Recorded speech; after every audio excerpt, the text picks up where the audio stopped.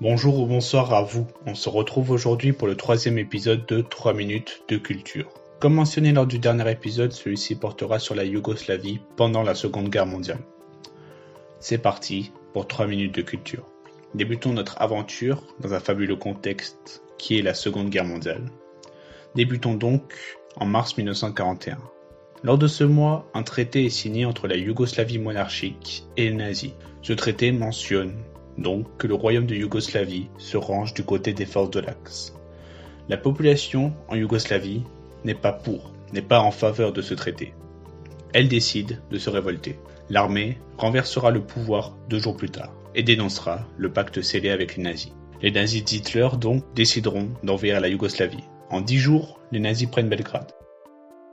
L'Allemagne rattachera la Slovénie au Reich et créera aussi un État serbe sous domination nazie. L'Italie, quant à elle, annexera le Kosovo et le Monténégro. Et pour la Bulgarie, ce sera la Macédoine. Puis enfin, une grande Croatie est créée, avec comme dirigeant Ante Pavelić, leader des Oustachis. Les Oustachis sont des séparatistes croates, antisémites et fascistes. Ils allaient, entre 1941 et 1945, décimer des centaines de milliers de Serbes, Tziganes, Juifs et opposants au pouvoir.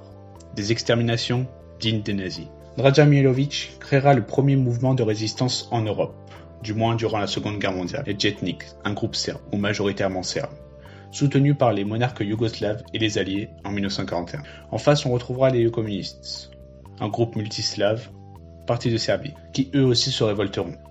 Il y aura, en parallèle, des mouvements nationalistes contre l'occupant, notamment en Slovénie, en Croatie par les Serbes vivant là-bas, et au Monténégro, qui eux, en parallèle aussi, détruisent les Albanais venus piller leur pays. Ces mouvements seront ensuite accompagnés surtout par les partisans communistes. Par malheur, les Tchetniks et partisans s'affronteront. Ils n'avaient pas les mêmes stratégies, ni la même idéologie. Les Tchetniks, eux, souhaitaient rétablir la monarchie, contrairement aux partisans qui voulaient créer un État communiste sur le modèle soviétique.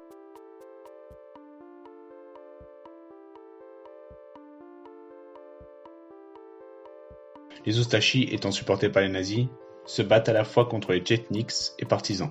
Entre 1941 et 1945, des millions de morts seront à déplorer, en passant par les premiers massacres causés par l'invasion des troupes de l'Axe, puis ensuite par l'État oustachi et les guerres de résistance. Sans compter évidemment les millions de prisonniers internis dans les camps croates ou nazis. Le 20 octobre 1944, les partisans de Tito libèrent Belgrade, avec l'aide des soviétiques. Pour conclure, ça me fait mal de vous le dire, mais bon, cette Seconde Guerre mondiale n'était qu'annonciatrice de ce qui allait se passer des dizaines d'années plus tard dans les Balkans.